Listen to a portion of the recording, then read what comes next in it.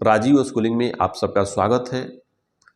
आज हम विचार करेंगे कि किस प्रकार अपनी परीक्षाओं में अच्छे मार्क्स साथ उत्तीर्ण हो, किस प्रकार अच्छे मार्क्स लाएं और कैसे हम अपने प्रश्न का उत्तर लिखें ताकि अच्छा से अच्छा मार्क्स आपको मिल पाए, उसके बारे में जानकारी रखेंगे।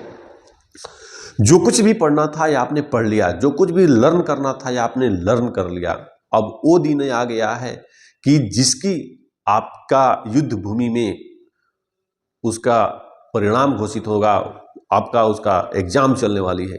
उस एग्जाम के बारे में आप जानेंगे कि उसकी पृष्ठभूमि पर आप कैसे खरा उतर पाएंगे, कैसे लिखेंगे। पढ़ने का समय जो था, आपने बहुत अच्छे से पढ़ाई किया, बहुत अच्छा से लगन की, या जैसे भी आपको समय मिला नहीं मिला, पढ़ पाए नहीं पढ़ पाए, आपने क्या सोचा था क्या हो पाया, कितनी समय आपको मिली, जो कुछ भी आपके पास हुआ या जो कुछ नहीं हो पाया उसको आप भूल जाओ। आराम से आप एग्ज़ाम की तैयारी में जुटे हो और एग्ज़ाम सेंटर पे हम उम्मीद करते हैं कि बहुत लोग पहुंच चुके होंगे, क्योंकि कुछ बच्चों का एग्ज़ाम कल से स्टार्ट होने वाली है। किसी को 15 से, किसी को 17 से, किसी का 19 से। तो इस तरह से हर राज्य और हर बोर्ड अपना अलग अलग डेट पे एग्ज़ाम पेपर कराता है। उस डेट पे हर बच्चों का एग्ज़ाम पेपर होता है और बच्चे अपने डेट पे अपने सेंटर पे जाते हैं और एग्ज़ाम दे कर आते हैं। अच्छे मार्क्स लाने के लिए, अच्छे नंबर लिखने के लिए सबसे बेहतर ज़रूरी हो कि आपने पढ़ाई के साथ साथ रिवीजन करें और उसका अच्छा नींद लें।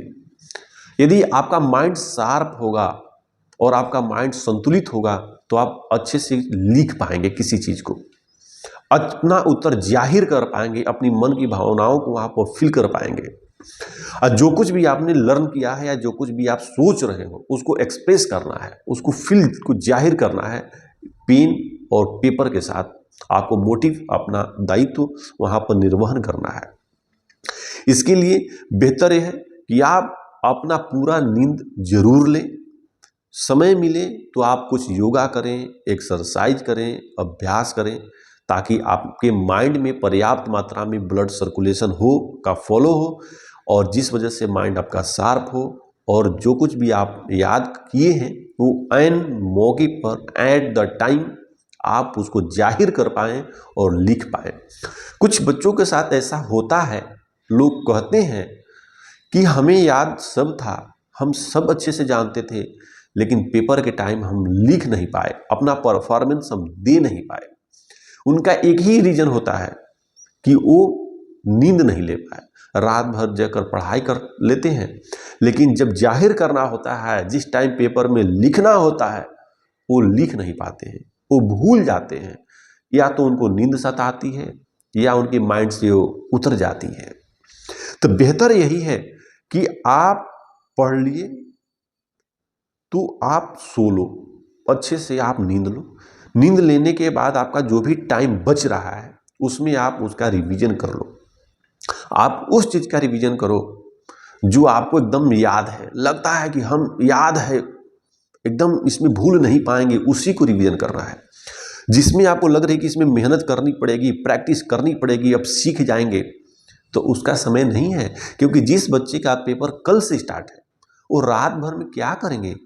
तो यही कर सकते हैं कि उस चीज़ का, जिन प्रश्नों का उत्तर उन्होंने याद कर रखा है, जिस प्रश्नों का उत्तर उन्हें कंठस्थ है, उसका प्रैक्टिस कर सकते हैं ताकि उस प्रश्न को न भूल पाए। जिसे भूल गया सो भूल गया, जो याद नहीं हो पाया वो नहीं हो पाया, कोई बात नहीं। बट लिखना है, सारे प्रश्नों का उत्तर आपको देना है। सारे प्रश्न को पढ़ने के लिए आपको पर्याप्त टाइम दिया जाता है। उस टाइम के अंदर आप एक बार पेपर को पढ़ लें। पढ़ने के साथ साथ जिस प्रश्न पे आपको लगता है कि उसका उत्तर आप अच्छे से दे सकते हैं, उस प्रश्न का नंबर डालकर आप पहले लिखें। उसके बाद अगला क्वेश्चन को लिखें, अगले प्रश्न को लिखें। इस तरह आप लिखते जाएं। जिसको लगता है जिस प्रश्न में कि आप लिख सकते हैं मेहनत करने के बाद, उसको लास्ट में आप लिख सकते हैं, क्योंकि शुरू में ही आप कठिन प्रश्न को ले सकते हैं। जिसको आपको डाउट है, अगर उस प्रश्न को लेकर आप लिखने बैठ जाते हैं, हो सकता है वो आपका समय ले ले और आंसर भी अच्छे से न लिख पाए, आपका टाइम खत्म हो जाए, जिस वजह से आप जिस प्रश्न का उत्तर अच्छे से लिखना जानते थे वो प्रश्न छूट जाए। तो ऐसी गलतियां आप न करें। आप बेहतर है कि आप अपने प्रश्न को, जिसको लगता है कि आप बेहतर तरीके से लिख सकते हैं, तो उस प्रश्न का नंबर डालकर आप पहले लिखें, सबसे पहले लिखते जाएं। उसके बाद जो प्रश्न आपका छूटा रहा है उस पर आप प्रश्नों पे निशान लगा लें कि हमारा ये प्रश्न छूटा है, और समय के साथ साथ अपना टाइम बचाएं और उस प्रश्न को लिखें। उस प्रश्न में भी आप कुछ न कुछ जरूर लिखें। ऐसा नहीं है कि आप प्रश्न छोड़ दें जो प्रश्न नहीं आता है। जो प्रश्न आता है उसको भी लिखना है, जो नहीं आता है उसको भी लिखना है। लोग कहते हैं कि मैं वो तो करता हूं जो कहता हूं, लेकिन वो भी करता हूं जो नहीं कहता हूं। तो जो हमें याद है वो तो लिखना ही है, जो नहीं याद है उसे भी लिखना है।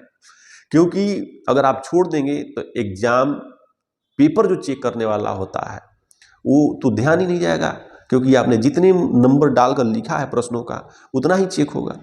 हो सकता है आप कुछ उसमें लिख पाए जिससे कुछ न कुछ आपको नंबर मार्क्स जरूर मिल पाएगा।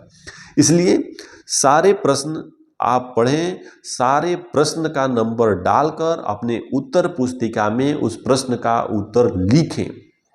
चाहे 2 लाइन लिखें, 4 लाइन लिखें, या जितना भी आ रहा है उतना लिखें। नहीं आ रहा है उस प्रश्न डालकर कुछ न कुछ जरूर आप लिखो, लेकिन आप लिखो ताकि आपको अच्छे मार्क्स मिले। और आपके साथ हमारा आशीर्वाद हमेशा बना रहेगा।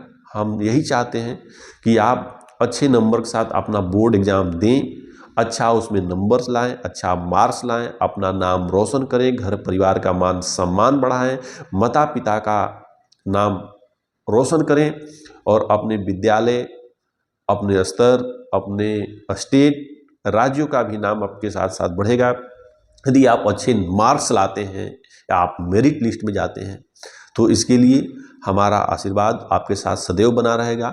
हम अपने गुरुदेव और अपने प्रभु से यही कामना करेंगे कि आप अच्छे मार्क्स लाएं, क्योंकि हर टीचर का एक यही स्वप्न होता है कि उनके शिष्य जो उनसे कुछ न कुछ ग्रहण करते हैं उनके मार्क्स अच्छे मिले और वो अपना नाम रोशन करें, और आपके नाम के साथ साथ हमारा नाम भी रहेगा।